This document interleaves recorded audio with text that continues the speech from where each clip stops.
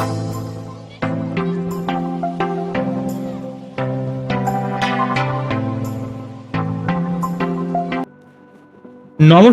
আমি সুকৃতি দান। আশা করি আপনারা সবাই ভালো আছেন। আপনারা সবাই দেখছেন অ্যাস্ট্রো সলিউশন। আজকে আমি আলোচনা করব যে সমস্ত বৃশ্চিক রাশি বা লগ্নের ক্ষেত্রে এই মুহূর্তে অবশ্যই অনেক চাপ চলছে। প্রতিটা বৃশ্চিক রাশি বা লগ্নের মানুষকে আমি অনেক সাবধান করেছি অলরেডি। আপনাদের অবশ্যই এই সময় একটা ধৈর্যের পরীক্ষা। আপনারা এই সময় যদি এই সময়টাকে কাটাতে পারেন, ডেফিনেটলি ভাবে আপনার জীবনের অনেক কিছু অসম্ভবকে আপনারা সম্ভব করতে পারবেন। তাই প্রতিটা বৃশ্চিক রাশি বা লগ্নের মানুষকে এই সময়টা বিশেষভাবে কিছু সাবধানতা অবলম্বন করতে হবে। আমি কখনো আপনাদের কাছে যে নেগেটিভ ভাবে বলছি যে আলটিমেটলি এমন কেন চলছে, দেখুন আমিও অনেক সময় ভিডিও করতে পারছি না। এই সমস্যা যে শুধুমাত্র আপনারা ভুক্তভোগী তা নয়, অনেকেই ভুক্তভোগী হচ্ছে।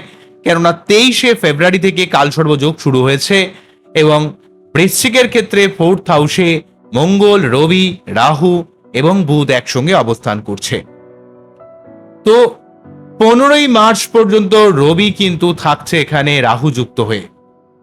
তাই 15ই মার্চ পর্যন্ত রবি থাকার জন্য গ্রহণ দোষ, মঙ্গল থাকার জন্য অঙ্গারক যোগ, বুধ থাকার জন্য ছন্নছাড়া যোগ এইভাবে তৈরি হয়েছে।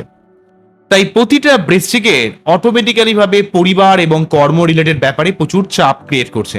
যদি আপনি বৃশ্চিক হন, আপনাকে পরিবারে অনেক দিক থেকে অনেক ডিস্টারবেন্স, অনেক ঝামেলা, অনেক অস্থিরতা, অনেক কিছু মানতে হবে। কিন্তু যেহেতু এই যোগটা একটা বিশেষভাবে একটা অনেকগুলো গ্রহের সমন্বয়, তাই এই সময় কিন্তু আপনার বাড়িতে কিছু পরিবর্তন হতে পারে, বাড়িতে কোনো শুভ অনুষ্ঠান সম্পন্ন হতে পারে। আপনার যেই বিষয়টা নিয়ে বাড়িতে দীর্ঘদিন ধরে একটা চাপ ছিল, ঝামেলা ছিল, সেই জায়গাটা, সেই সমস্যা কিন্তু জীবন থেকে কিন্তু অবশ্যই অনেকটা চলে যাবে। সেই সমস্যার ব্যাপারটা আপনার জীবন থেকে কিন্তু ডেফিনেটলি ভাবে সরে যাবে।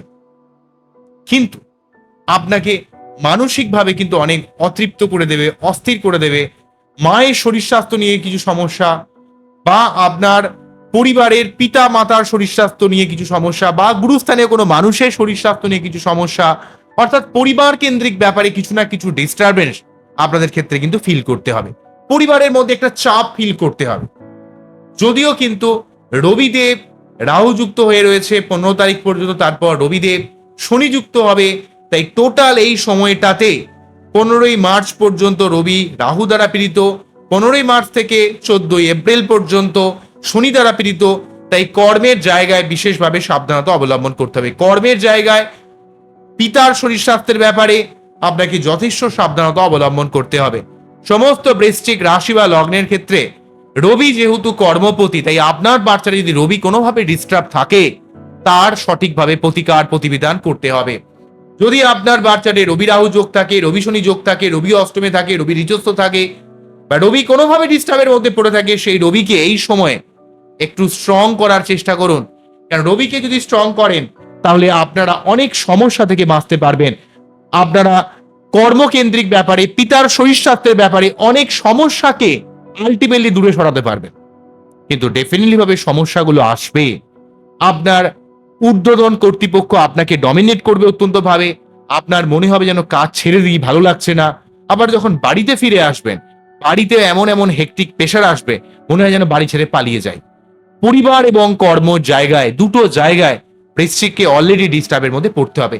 এমন সমস্যার মেইন কারণ হচ্ছে যখনই রাহু কেতুর গ্রাসে আসে, রাহু কেতু সবসময় সরল লেখা চলে, যদিও রাহু কেতুর অ্যাকচুয়ালি কোনো অস্তিত্ব নেই, কিন্তু এটা একটা কনফ্লিক্ট পয়েন্ট। এটা একটা কনফ্লিক্ট মানে একটা গাণিতিক বিন্দু। তাই রাহু কেতু যেখানেই অবস্থান করুক না কেন, একটা ছায়া, রাহু যেখানে থাকে তার অপোজিটে কিন্তু কেতু অবস্থান করে। এই মুহূর্তে রাহু চতুর্থে রয়েছে, কেতু 10th হাউসে রয়েছে। তাই অবশ্যই আপনার পরিবার কেন্দ্রিক ব্যাপারে বা কর্মকেন্দ্রিক ব্যাপারে অনেক পরিবর্তনও থাকবে।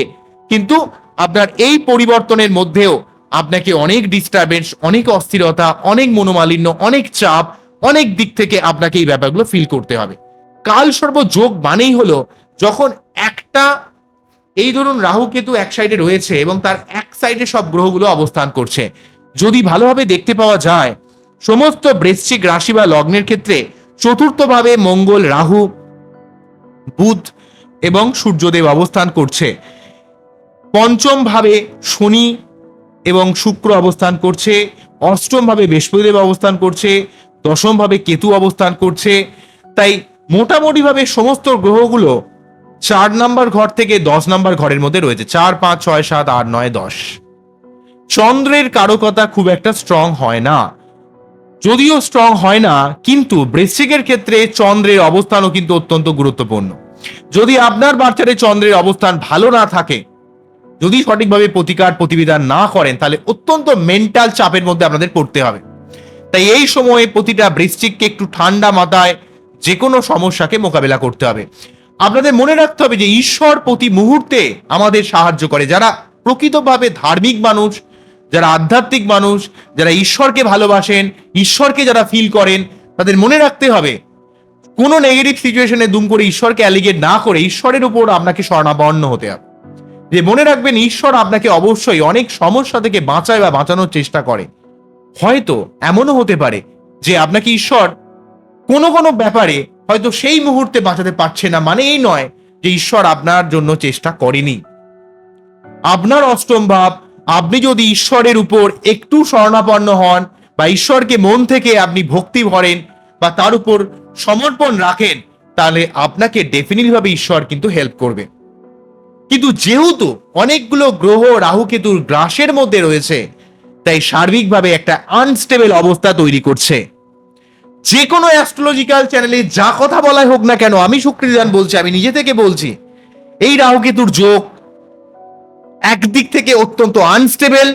আবার এই রাহু কেতুর যোগ, আপনি যদি রাহু কেতুর সঠিকভাবে মন্ত্র পাঠ করেন, মাথা যদি ঠান্ডা রাখতে পারেন, যদি নিজেকে স্থির রাখতে পারেন, নিজেকে যদি স্টেবল রাখতে পারেন, এই যোগই আপনাকে জীবনে অনেক দিক থেকে এগিয়ে দেবে। এই সময় এমন কিছু কনফ্লিক্ট সিচুয়েশন তৈরি করবে যেগুলো মনে হবে না যে জীবনে এখান থেকে আপনি রক্ষা পাবেন।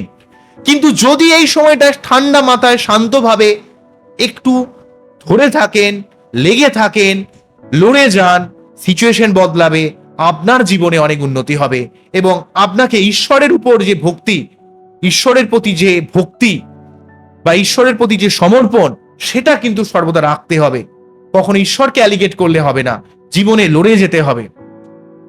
অন্যদিক থেকে সব থেকে বড় প্রবলেম হচ্ছে, এক তো লগ্নপতি রাহু যুক্ত হয়ে রয়েছে, শরীর টরীর খারাপ যাচ্ছে, রাগ হচ্ছে, জেদ হচ্ছে, অ্যাগ্রেশন হচ্ছে, বাড়ির ইলেকট্রনিক্স গ্যাজেট খারাপ হচ্ছে, মাথা গরম হচ্ছে, ইরিটেট হয়ে যাচ্ছে, মাঝে মাঝে ঘুমের সমস্যা হচ্ছে, রাত্রে ঘুমাতে ঘুমাতে ঘুম ভেঙে যাচ্ছে বা ভুলভাল স্বপ্ন দেখছেন।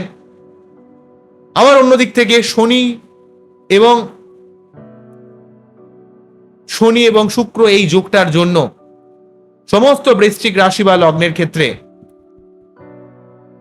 অর্থের দিক থেকে, ভোগের দিক থেকে, ভালো থাকার দিক থেকে, মানসিক শান্তির দিক থেকে, কোনো না কোনো দিক থেকে প্রচন্ডভাবে আপনাদের চাপ কিন্তু ফিল করতে হচ্ছে।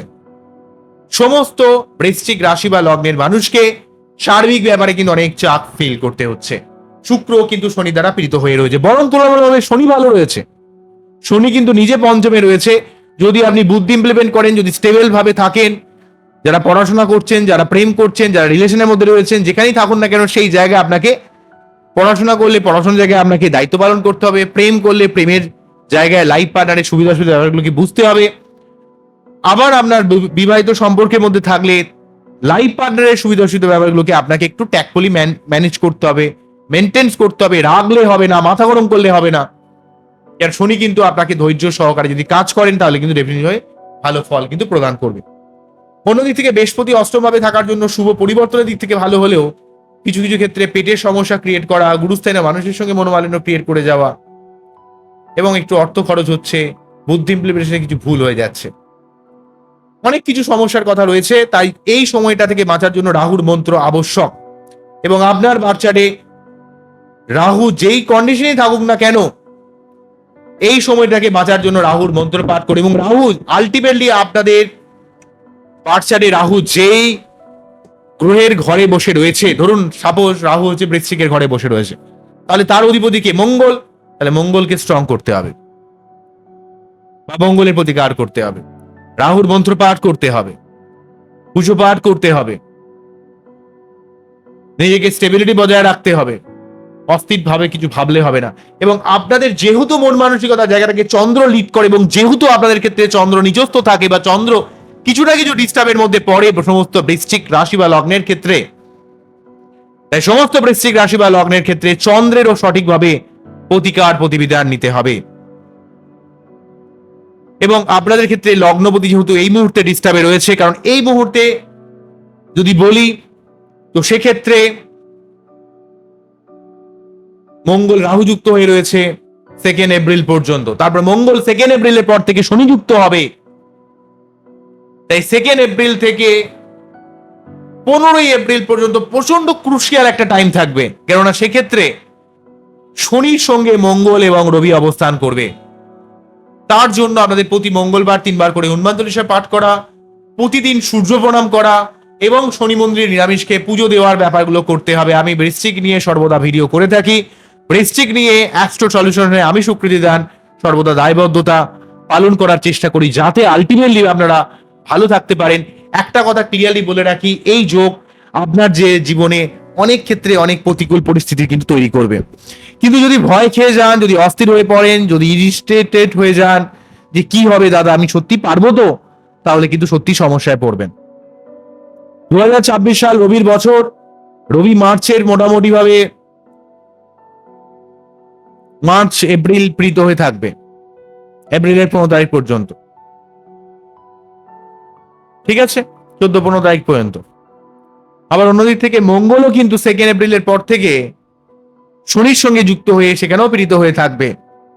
তাই আপনাদের ক্ষেত্রে কিন্তু অস্থির হবেন না, সেলফ মোটিভেশন বজায় রাখুন, শান্ত থাকুন, ভক্তি করুন। আধ্যাত্মিকতা মানে এমন নয় যে নিজে যতটুকু মানে সবকিছু ভুলে গিয়ে শুধু আধ্যাত্মিকতা করবেন, তা নয়। আপনি নিজে সবকিছু লিমিটে কাজ করুন, একটু স্টেবিলাইজ ভাবে থাকার চেষ্টা করুন, অস্থিরতাকে পরিত্যাগ করুন, সেলফ মোটিভেশনকে বজায় রাখার চেষ্টা করুন, এখানে ওখানে না ছুটে একটু শান্ত থাকুন, ধীর স্থির থাকুন। অনেক সমস্যা আপনারা কাটাতে পারবেন। কালসর্প যোগের গ্রাস থেকে বাঁচতে গেলে কিন্তু প্রতিটা মানুষকে আগে স্টেবল হতে হবে। কালসর্প যোগের ভালো যে রেমেডি সেটা হচ্ছে রাহুর মন্ত্রপাঠ, প্রতি সোমবার শিবলিঙ্গে অভিষেক করা। এইটা কিন্তু অনেকটা রাহুকে শান্ত করে, আপনার মধ্যে হঠকারিতা বা অস্থিরতার পরিমাণকে অনেকটা কমিয়ে দিতে পারে। এগুলো করতে হবে। আর আমরা অনেক সময়ে আমরা গঙ্গা স্নান করতে পারেন, বা এই কপালে হলুদের তিলক দেওয়া, বা এই ঘাড়ের দিক থেকে আমরা চন্দনের ফোঁটা বা চন্দন যদি রাখেন, মানে চন্দনের যে পেস্ট যদি আর কি এখানে লেপন করেন, সেক্ষেত্রে অনেক পজিটিভ ফল পাবেন। সোজা কথা বলতে গেলে আপনাকে পজিটিভ ইনফরমেশনের মধ্যে থাকতে হবে, পজিটিভ ভাবে ভাবতে হবে। শত নেগেটিভিটির মধ্যে আপনাকে এত বেশি ডিপ্রেসড হয়ে গেলে হবে না, কেননা এই যোগটা কিন্তু অনেক দিক থেকে একটা আনস্টেবল রয়েছে, কিন্তু এই যোগটা কিন্তু আপনার জীবনে অনেক পরিবর্তনের ব্যাপারও কিন্তু তৈরি করবে। তাই সাময়িক কালসর্প যোগের জায়গাটা একটু চাপ ডেফিনেটলি ভাবে থাকছে, কিন্তু অস্থির না হয়ে গিয়ে একটু ধীর স্থির ভাবে শান্ত মাথায় পরিকল্পনা করুন। সারাদিনের পরিকল্পনা আপনি একটা ডায়েরিতে লিখুন যে সারাদিন আপনি কি করবেন, কোন কাজটার পর কোন কাজটা করবেন। আর শরীর খারাপ হলে অবশ্যই ডাক্তারের শরণাপন্ন হবেন। অ্যাস্ট্রোলজিক্যাল ভাবে আমি যতটুকু গাইড করার আমাদের করব। যদি আপনারা নিজের পার্সোনাল বাচ্চাদের অ্যানালাইজ করাতে চান, অবশ্যই কিন্তু আমার সঙ্গে যোগাযোগ করতে পারেন, সে নিয়ে কথা হবে। আপনারা খুব ভালো থাকুন, অ্যাস্ট্রোলজি দেখতে থাকুন, ঠিক আছে। তবে জেনারেলি ভাবে 2 জুনের পর থেকে বৃহস্পতিদেব যখন নবম ভাবে প্রবেশ করবে, তখন কিন্তু বৃহস্পতিদেব অনেকটা আপনাদের গার্ড দেবে, নবম ভাবে উচ্চস্থ হয়ে অবস্থান করবে। তখন আপনাদের জীবনে একটা ভাগ্যের উন্নতি করানোর চেষ্টা করবে।